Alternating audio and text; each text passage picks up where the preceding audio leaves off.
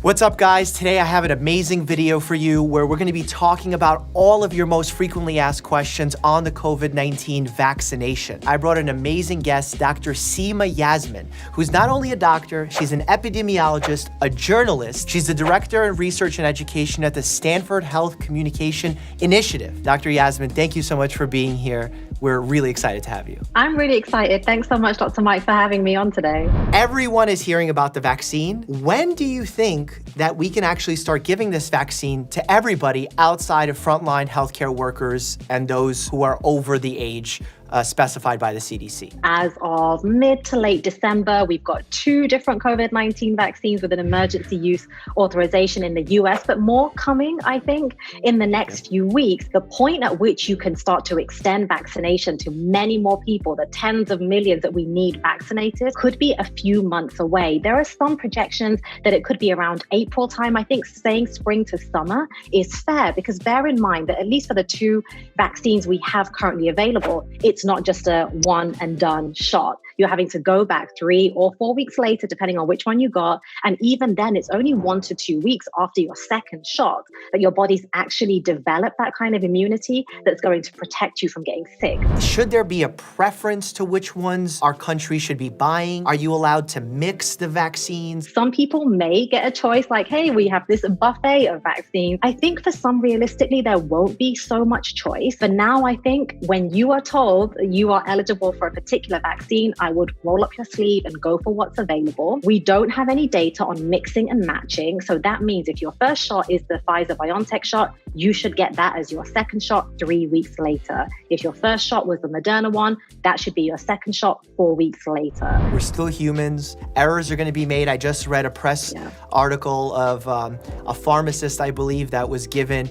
multiple doses of the vaccine accidentally because they didn't know it came in a multi-dose vial. And things like that are part of real-world applications. These things are going to happen. Yeah, we shouldn't be set back by one piece of bad news. And I know the press a lot of times will do that and make it seem like something is horrible. I want people to know that some people don't feel very well. Some have to take a day off work the next day. If you know that, it's less scary going in should it happen to you. However, the flip side of that is that every single time someone on the planet has had an allergic reaction to one of these COVID-19 vaccines, it's become a big headline. And I know people that are like, oh, I'm just really scared. And I'm like, hold on.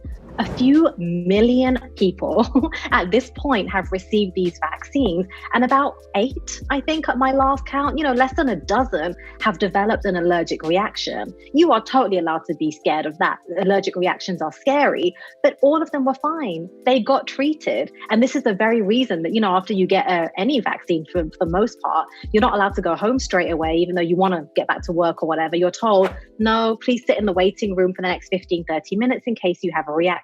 Because this vaccine was produced rather quickly, we haven't had long-term side effect research available on it, simply because the time hasn't been there. Is there anything in your mind that would suggest that there are serious long-term side effects? If you look at the history of vaccines and reactions to vaccines, the vast majority, if not nearly all of them, occur within the days after you get vaccinated, or at most about 4 to 5 weeks after vaccination. So we've got safety data beyond that amount of time, right? We've got at least 8 weeks of safety data. But the other thing to bear in mind is that we haven't just dropped the ball now that we have emergency use authorization of these vaccines. We are continuing to monitor people for years out. And also another thing is, remember, we're prioritizing, especially in the UK, older people to get vaccinated. And so we're going to be hearing stories, and I want to give everyone a heads up of this, of folks saying, well, my granddad was 85, he got the COVID-19 vaccine, and then he died the next month. The thing is, if you are in your 80s, you have a 1 in 10, 1 in 12, roughly, chance of dying in the next year. And so just because you're in that high priority group to get the vaccine, it might look like increased deaths occurring in that population. How does this vaccine work? And why is it different than the flu vaccine or other vaccinations that we've heard so much about? So all vaccines are trying to do the same thing. They're trying to give your immune system a heads up to be prepared should you ever be exposed to the actual virus. coronavirus with these two mRNA vaccines. So there's one made by Pfizer BioNTech, one made by Moderna.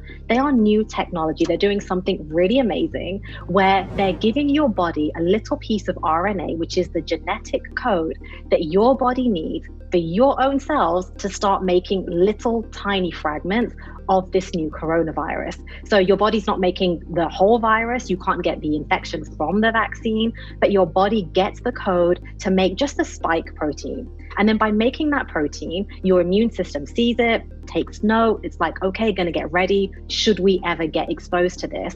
In the meantime, that RNA that got injected into you from the vaccine, it disappears quite quickly. It's very fragile. Reiterating what you said, because it's so important, you're not making the full virus. So you cannot get COVID-19 by getting the vaccine. The incredible thing about these newer vaccines is that they don't contain any portion of live, weakened, or dead virus, which is how some other vaccines work. What are the ingredients of the vaccine, and are they trustworthy? Some of the questions I get asked the most are, is there anything toxic in there? And is there aluminium, or aluminum, as you would say in the US? The list actually of ingredients in these vaccines is publicly available. You can go online and see it. It's quite a short list, and there is no mercury and no aluminium in them. And the important part is just because there's a chemical name to a substance, it doesn't make it automatically bad or dangerous. And on the flip side, if something is claimed to be all natural, doesn't mean that it's all safe. How effective do we think this vaccine is going to be? Let's not talk real world. Let's talk based on the evidence we have thus far. In the clinical trials, in those phase 3 clinical trials, which was 44,000 people for the Pfizer BioNTech trial and about 30,400 for the Moderna trial, these vaccines were found to be very efficacious. And I'll say efficacious, right? Not effective, because we're talking about in a clinical trial, but around 94 to 95% efficacious. That was way more than we expected. And specifically, when we're talking about those numbers of efficacy, we're talking about the reduced likelihood of a person becoming sick with COVID-19. We're not talking about a reduced chance of getting the infection and therefore a reduced chance of spreading it to other people. That transmissibility part, that question about if I get this vaccine, am I less contagious? Unfortunately, the clinical trials we have so far did not seek to answer that question. That's something we're going to learn from the real world. How soon after we're vaccinated, both doses, are we considered protected to this 90-95%? It takes 1 to 2 weeks for your body to build up that immunity against the virus. How many people need to get this vaccine in order for it to be considered like eradicated? We think about 70, maybe 75% or so of Americans would need to be vaccinated in order for us to achieve that herd immunity that we talk about. But it's still a big chunk. We're talking about 3 out of 4 people. How much will it cost? Do I need health insurance in order to be vaccinated? No cost to individuals, whether you are insured or you are not insured. The vaccines themselves can be quite expensive. But remember, the billions it's cost to get us here, that's largely taxpayer money. So we've paid for these. Now it's the government's job to distribute them fairly and to make sure everyone who needs a vaccine can get one. What's the official recommendations for who should get this vaccine? Are there groups that we recommend shouldn't take it? So right now, I'm not seeing too many recommendations about who should be excluded from vaccination. There's some kind of gray areas, for example, around pregnant women, because unfortunately, and I think this is not great, but they weren't included in the clinical trials. And so it means pregnant women are kind of told, you can, if you want, talk to your doctor, weigh the risk of infection versus potential risk of vaccination, and then make up your mind. There's not very clear-cut guidance. The other question that comes up is, should groups who are immunocompromised not receive these vaccines? And actually, we're saying you can receive these vaccines because they don't contain the virus like some other different kinds of vaccines do. And then what about children? Generally, they have fared better with this virus. They are still vectors for it and potentially can be spreading it. When you don't have that clinical trial data from children, it makes it really hard to say what you should do for children at large. The good news is Moderna is now recruiting for a clinical trial for its vaccine among 12 to 17-year-olds. So I hope in the next few months that gives us that data about how should children be involved. This is so important to state here that the reason this vaccine is being recommended for groups 16 and older is not because we have evidence that it's harmful for those who are under 16. It's because simply we do not have full efficacy and we haven't tested it in groups under the age of 16. And I think now is a really good time to talk about the difference between those who are truly anti-vax activists or anti-vaccine activists and those who are vaccine hesitant because they've heard something, they've read something that's potentially misinformation or disinformation. I'm so glad you worded it that way as well, Mike, because I think I try actually not to use the term anti-vaccine very much. The vast majority of people who are kind of a bit worried about these vaccines, they're not what people might call anti-vaxxers, they're vaccine hesitant. They're the kinds of folks who are like, yeah, my kids got all their childhood vaccines, normally get my flu shot. I'm just not too sure about these new ones. They seem to have been developed a bit quickly.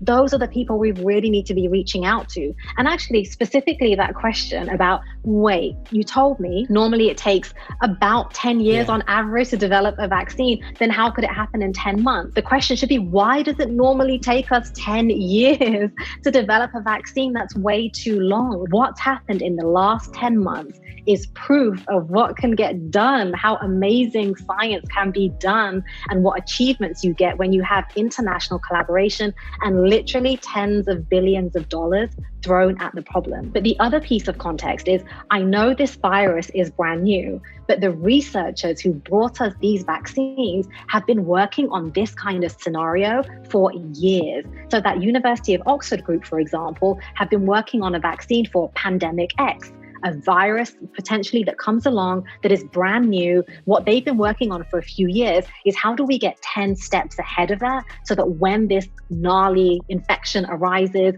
we have to do very little work to make a vaccine. This is an international effort where everyone is on the same page. We're cutting out a lot of bureaucratic red tape, to put it simply, right? Like in getting the funding. Why? Because our economy was threatened. Anytime you threaten the economy or money, the problem usually gets solved a lot quicker in a more efficacious way. I think this antibody conversation has been really confusing to the general public because A, we can test for the antibodies. We don't know what the cutoff is to know that you're immune. We don't know how long it lasts. We kind of have this arbitrary 3-month cutoff. The kind of immunity that you get from some vaccines can be stronger and longer lasting than what you get from natural infection. We also don't have amazing antibody tests. Some of them are not the most specific and the most sensitive. So there's been a lot of confusion around who's been exposed. I've actually had some debates with fellow physician friends of mine who I've basically taken a firmer stance in saying that I don't see a value for an individual to go get tested for antibodies.